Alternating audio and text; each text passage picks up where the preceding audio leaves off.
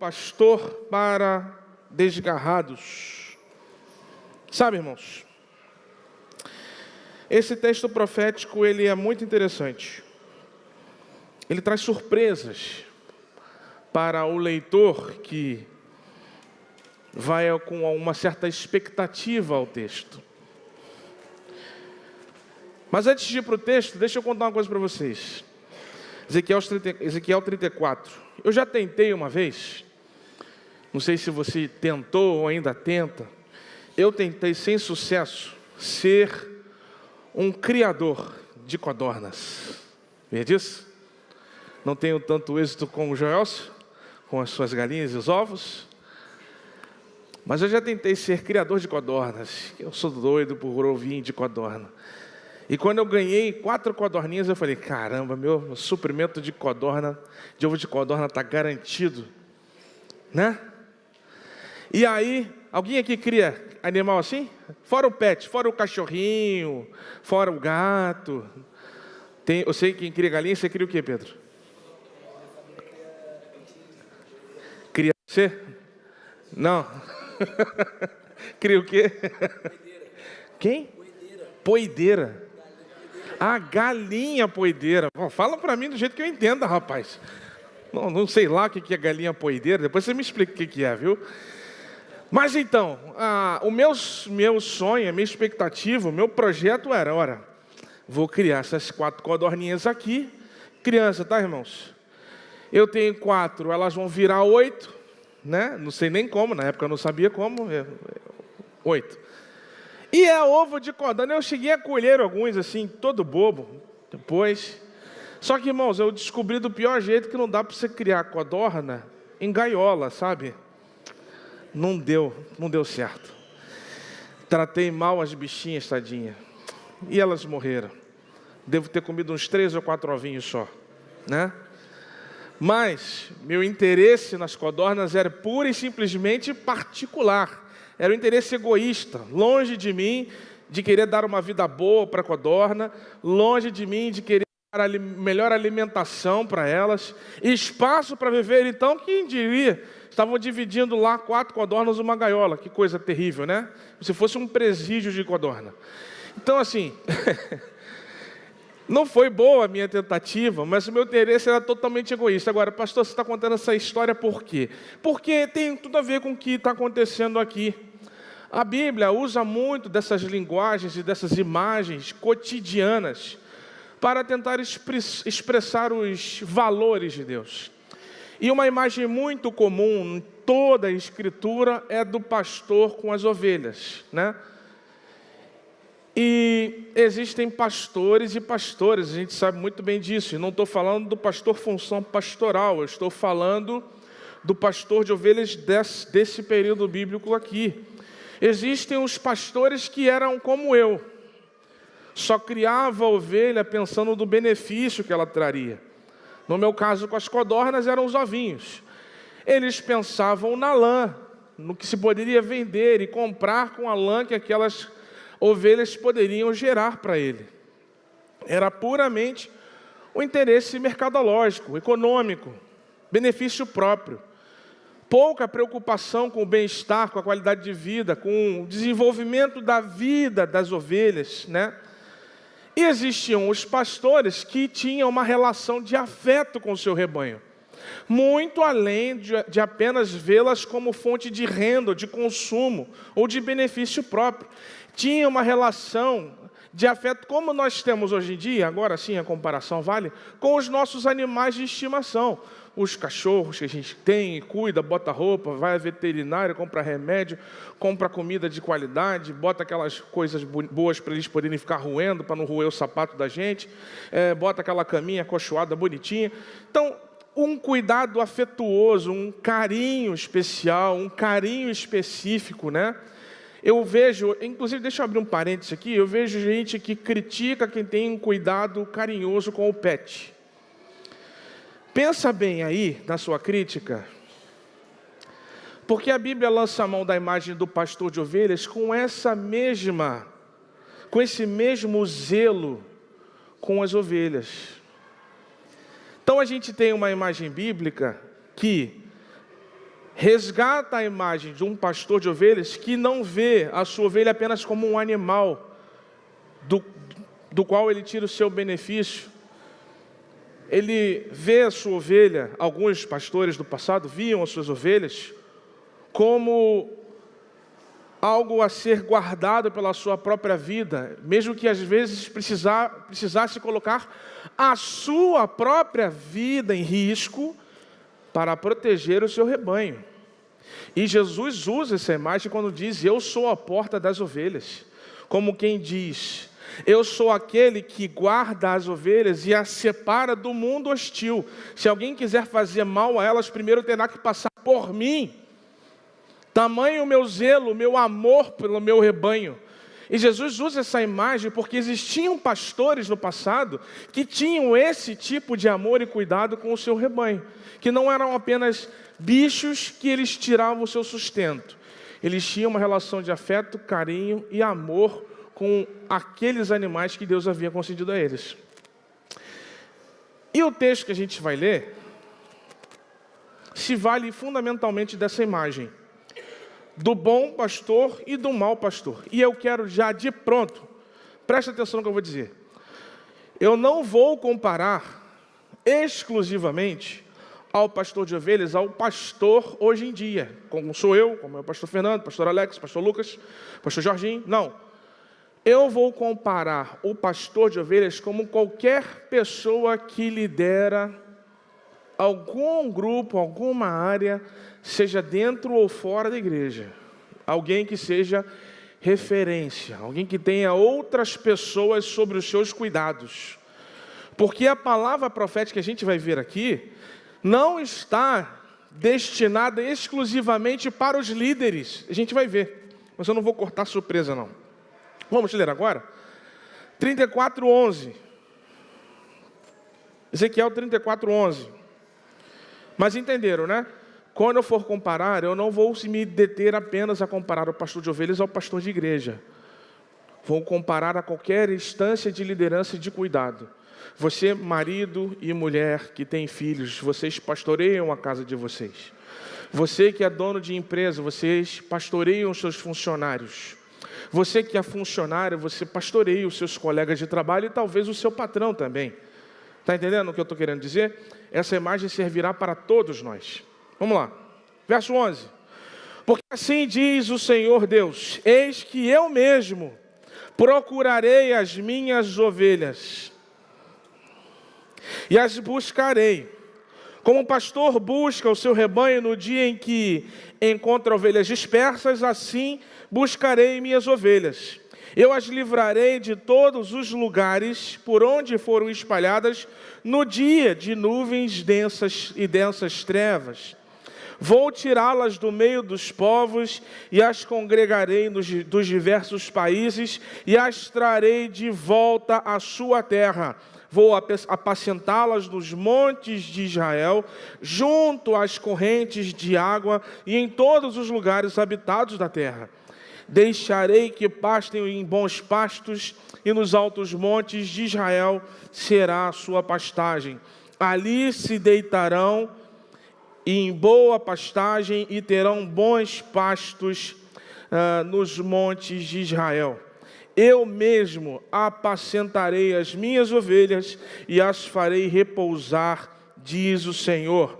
Buscarei as perdidas, trarei de volta as desgarradas, enfaixarei as quebradas e curarei as doentes, mas destruirei as gordas e fortes. Eu as apacentarei com justiça. Senhor, nos ajude a entender a sua palavra nessa noite, com clareza e precisão, para a nossa vida, para a aplicação pessoal, em nome de Jesus. Amém.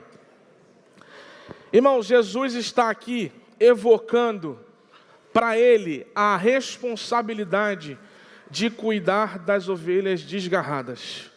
Vamos retroceder um pouco na história. Deus lidava diretamente com o povo.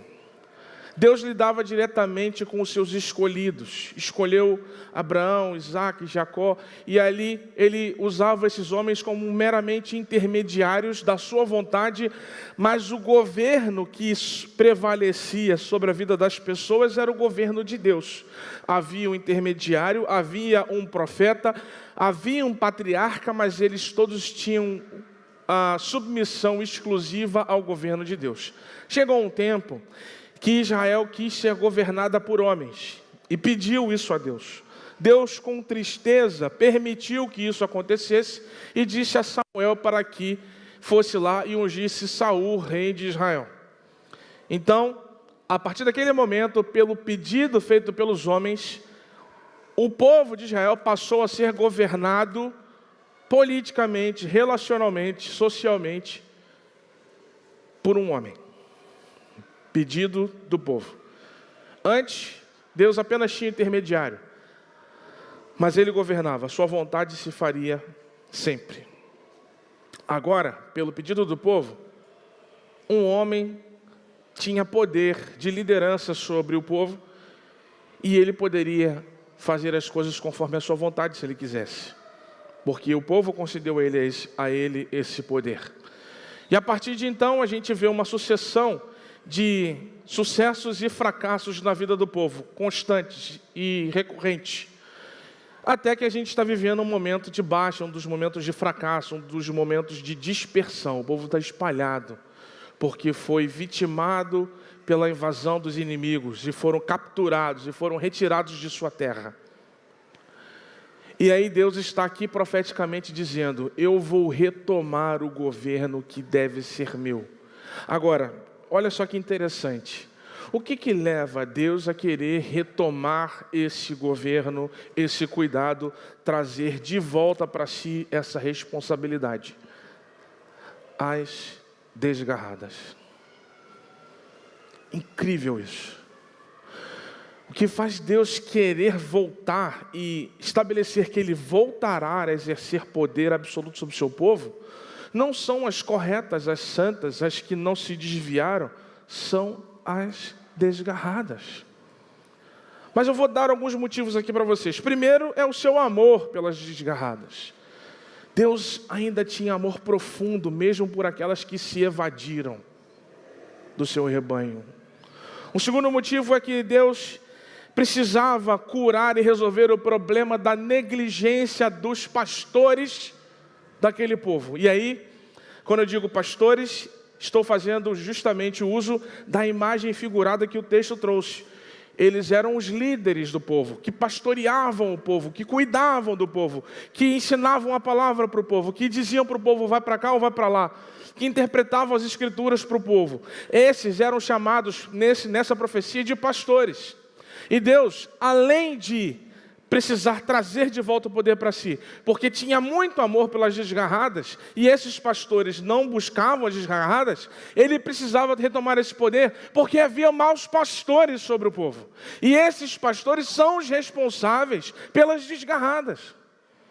Esses maus líderes que só queriam consumir do povo, só queriam se beneficiar do povo, só queriam explorar o povo, esses foram um dos motivos para que os desgarrados se evadissem da presença do povo de Deus. E a gente vê isso nos versos 2 a 8. Olha para a sua Bíblia aí, que o texto diz com muita clareza para a gente. Assim diz o Senhor: ai dos pastores de Israel que apacentam a si mesmos. Será que os pastores não deveriam apacentar as ovelhas? Vocês comem a gordura, vestem da lã e matam as melhores ovelhas para comer, mas não apacentam o rebanho. Vocês não fortaleceram as fracas, não curaram as doentes, não enfaixaram as quebradas, não trouxeram de volta as desgarradas e não buscaram as perdidas, mas dominam sobre elas com força e tirania. Assim elas se espalham por não haver pastor e se tornaram pasto para todos os animais selvagens. As minhas ovelhas andam desgarradas por todos os montes, por todas as colinas. As minhas ovelhas andam espalhadas por toda a terra sem haver quem as procure e quem as busque. Por isso, Pastores, ouçam a palavra do Senhor, tão certo como eu vivo, diz o Senhor. Visto que as minhas ovelhas foram entregues à rapina e se tornaram pasto para todos os animais selvagens, por não haver pastor, e que os meus pastores não procuraram as minhas ovelhas, pois apacentaram a si mesmos e não apacentaram as minhas ovelhas. Irmãos, maus pastores que só consomem do rebanho e nada fazem por eles, que só estão interessados em se beneficiar, em exercer poder, em ter autoridade, em mandar, em ter os seus desejos e vaidades realizados. Pouco se importam com o bem-estar, com o benefício, com a satisfação, com a alimentação, com a alegria, com a espiritualidade, não estão nem aí. Agora, como é que você diferencia um bom e um mau pastor hoje? Faço referência assim a pastores de igreja, mas também a pessoas que lideram. Como saber quais são os bons e quais são os ruins? Os bons líderes são aqueles que humanizam o seu trabalho. São os que não tratam com crueldade os que erram. São os que são piedosos com os fracos e cadentes. Os bons líderes são misericordiosos, prontos a perdoar e a cuidar, não a julgar e separar. Às vezes a gente confunde a dureza e o rigor de um pastor como uma qualidade, quando na verdade amor e misericórdia são as melhores qualidades. Precisamos de líderes sensíveis à dor e às situações das pessoas. Pessoas que se importem com os outros. Pessoas que se dediquem, estejam dispostas a sacrificar a si mesmo pelo bem-estar coletivo. Esses são os líderes que valem a pena nos submetermos às suas lideranças. Porque, irmãos, há com fartura e abundância pessoas que só querem explorar a ingenuidade, a fragilidade e a fraqueza das pessoas. Então você precisa ter cuidado sobre a voz que você está se permitindo ouvir. Valorizando mais aquele que está com você todos os dias, menos o que está com você todo dia, e valorizando mais aqueles que somente passam, às vezes, em 30 segundos de vídeo no seu telefone. Um vídeo de uma pessoa é transformador, mas ela não sabe nem quem você é, não sabe quais são os seus problemas, não sabe nada sobre você. Mas a palavra dela mudou a sua vida e ela é uma referência para você agora. E o que caminha com você todos os dias. Irmãos, eu não estou falando de mim, tá? Estou falando das pessoas que cuidam de você todos os dias, que você não está dando o devido valor. As pessoas que conhecem como você é, que aturam seus defeitos. Que não te abandonam nas piores horas, embora às vezes a gente fique muito difícil de se relacionar nas piores horas. A gente precisa valorizar as pessoas que cuidam da gente de perto. E valorizar menos aquelas que nem nos conhecem e aparentemente cuidam de nós de longe. É um cuidado que a gente precisa tomar hoje em dia. Mas longe da palavra do Senhor querer dizer que são só os pastores, os líderes, o motivo de haverem desgarrados. Versos 17 a 22, olha só o que o verso 17 de 22 diz. Quanto a vocês, minhas ovelhas. Agora agora Deus está falando com as que não se desgarraram. Preste atenção. Assim diz o Senhor Deus: eis que julgarei entre ovelhas e ovelhas, entre carneiros e bodes. Será que não lhes basta a boa pastagem? Ainda precisam pisar os pés o resto do seu pasto? E não lhes basta o fato de terem bebido a água limpa, ainda precisam turvar o resto com os pés. As minhas ovelhas têm de comer o que vocês pisaram com os pés e beber o que vocês turvaram com os pés?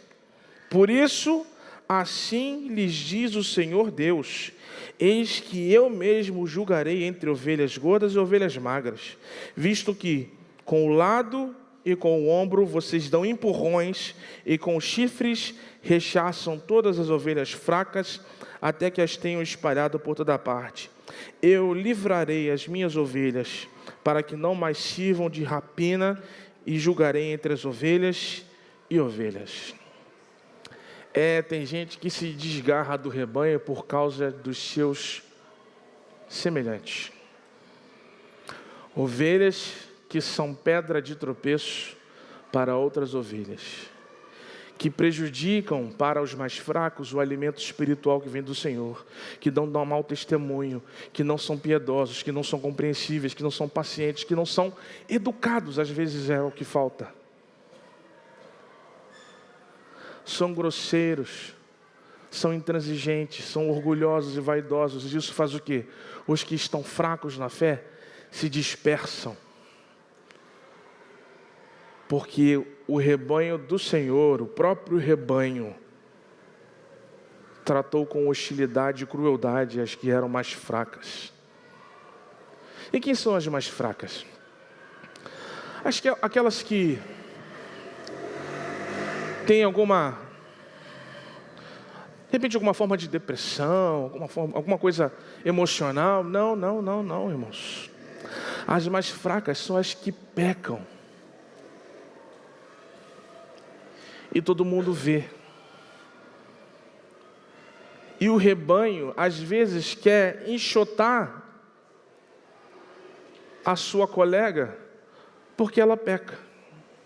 Porque este lugar não é para ovelhas que pecam. É só para ovelhas que não aparecem os seus pecados.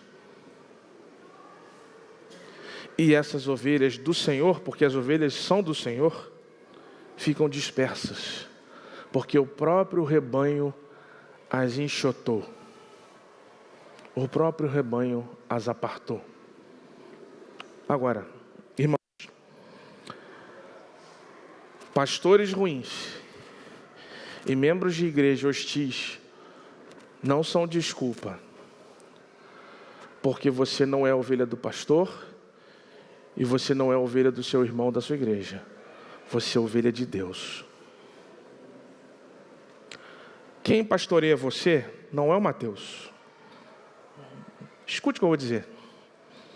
Você que é membro dessa igreja, ou que é frequentador dessa igreja, não sou eu quem pastoreia você. Eu sou o líder dessa igreja, sim. Mas quem pastoreia a sua vida é Deus. Eu não sou capaz de pastorear você. Mas pastor, Deus fala através de você. É isso aí. Eu preciso ser para você, querido irmão, querida irmã, o pastoreio de Deus. Porque eu, pessoalmente, pouco tenho para te oferecer de bom. E essa é uma preocupação que todos nós devemos ter. Você precisa ser o pastoreio de Deus na vida da sua irmã, do seu irmão. Você precisa ser a voz de Deus, você precisa ser o abraço de Deus, não a sua voz, não o seu abraço, não o seu perdão. Tudo vem de Deus. Nada vem de nós. Nada vem de mim. E não é falsa humildade, isso é bíblico. Que eu só sou um homem limitado, cheio de defeitos, dúvidas, incertezas, medos, cansaço, desânimo, às vezes. E o que seria do rebanho de Deus se o pastor simplesmente se ausentasse porque está cansado, porque ficou doente? Fica sem pastoreio? Tem pastor auxiliar? Não, irmãos. Quem pastoreia a sua vida é Deus. Porque se eu errar com você, você não pode desacreditar de Deus. Se eu falhar, e eu vou falhar, não porque eu quero, mas porque eu não tenho como não fazer, Você precisa manter a sua fé intacta, porque o seu pastor é Deus e não eu. E o texto diz com clareza: esses pastores que pastoreiam o meu rebanho. Você pertence a Deus e não a mim. Você é alvo do amor de Deus e não meu. Eu posso amar? Posso, mas jamais com o amor de Deus. Jamais eu vou cuidar de você como Deus cuida. Jamais eu vou dar atenção a você como Deus dá. Jamais eu vou conhecer você como Deus conhece. Eu não tenho como. Agora, o meu trabalho, o meu desejo, a minha missão é ser o máximo que eu puder o pastoreio de Deus na sua vida. E agora, com o texto profético, a gente sabe que você precisa ser o máximo que você puder o pastoreio de Deus na vida de outra pessoa. Porque se você não for, se você for um mau pastor, pessoas vão se desgarrar do rebanho, porque você pisou na água e deixou ela turva, porque você pisou na grama e deixou ela imprestável para o consumo. Você prejudicou o alimento espiritual que Deus levaria a alguém através da sua vida. Porque não são só pastores que fazem ovelhas se desgarrarem, ovelhas também fazem ovelhas se desgarrarem. Eu acho que essa é a grande descoberta desse texto aqui. Que a sua responsabilidade enquanto pastoreio de Deus não é menor que a minha, é igual. Como líder da igreja, a minha é maior, não vou fugir dela. Mas como pastoreio de Deus, todos nós temos que ser. Porque todos nós conhecemos alguém que precisa. Pensa aí agora, você conhece alguém que precisa, além de você, é claro, alguém que precisa do pastoreio de Deus? Você conhece alguém? Pensa aí nesses nomes, essas pessoas. Pode ser da sua família, pode ser da sua rua, da sua vizinhança, do seu trabalho, da sua escola. Você conhece pessoas que você sabe, essa pessoa precisa ser o pastoreio de Deus. Você pode ser o pastoreio de Deus na vida dela. Você está ali para ser o pastoreio de Deus na vida dela. Mas, irmãos, como eu disse no início, para concluir, Deus evoca para si o pastoreio desse rebanho, porque as ovelhas são dele. E ele tem amor por elas. Deus tem amor por todos nós, em especial aos desgarrados. E ele diz, a sua promessa: buscar as desgarradas mesmo em dias de nuvens e trevas, mesmo em situações inconvenientes, mesmo em dias desfavoráveis, Deus vai buscar as desgarradas. Ele promete também ir aos cativeiros, se for necessário, para trazê-las de volta à sua terra. Que o pastoreio de Deus não está restrito a somente às áreas santificadas. Deus está disposto a invadir os ambientes inóspitos, sujos, os ambientes tomados pelo pecado, pela maldade, para arrancar de lá uma desgarrada que seja. Deus está disposto a sujar as mãos nesse sentido, de ir aonde ninguém quer ir, por amor e dedicação a uma desgarrada. Ele diz também que quando trouxer, vai supri-las de orientação, alimento, cura para as suas feridas, proteção contra os perigos e descanso para as suas almas. Está tudo no texto que a gente leu. O pastoreio de Deus é tudo o que nós precisamos. O pastoreio de Deus é tudo o que nós precisamos receber mas é tudo que nós precisamos ser também. E atenção, irmãos, seremos cobrados por aquelas que se desgarram por nossa responsabilidade. Então precisamos ter cuidado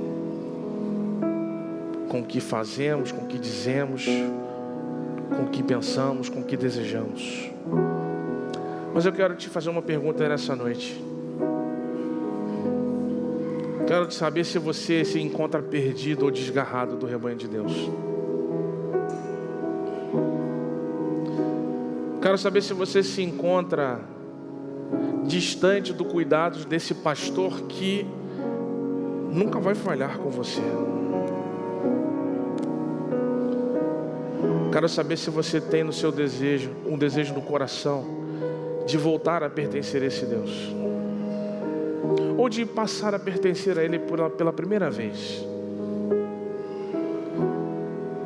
Talvez desde o início da nossa conversa você está sentindo no seu coração: Deus quer cuidar de mim e eu não estou deixando. Eu estou fugindo. Eu já estive aqui, mas eu saí e eu preciso voltar. É muito simples. A porta está aberta para você entrar. Então faça uma oração agora, feche seus olhos, fale com Deus agora: Senhor, me receba de volta.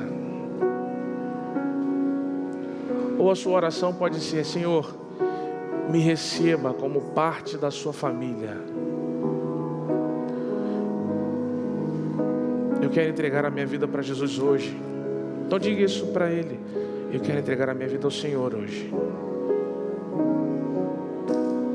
Talvez a sua oração seja outra: pastor, eu tenho sido tropeço para outras pessoas. Peça perdão a Deus agora. Eu tenho sido a razão de outras pessoas se afastarem da presença do Senhor. Peça perdão a Deus agora e mude a sua vida, mude a sua prática. Seja o pastoreio de Deus na vida de alguém. Alguém que quer entregar a sua vida para Jesus hoje, levanta a sua mão que eu vou orar por você. Eu quero ser pastoreado por Deus. Só levantar a sua mão que eu vou orar por você. Ou você quer voltar para casa, não tem problema. Eu quero voltar para casa. Eu quero me reconciliar com Deus, com a igreja. Eu estava desgarrado, mas hoje eu sei que eu preciso voltar. Levanta a sua mão. Não fica longe do cuidado de Deus, não. Não abre mão do cuidado de Deus, não. Não abra mão de ser o cuidado de Deus, não. É para isso que Deus chamou você.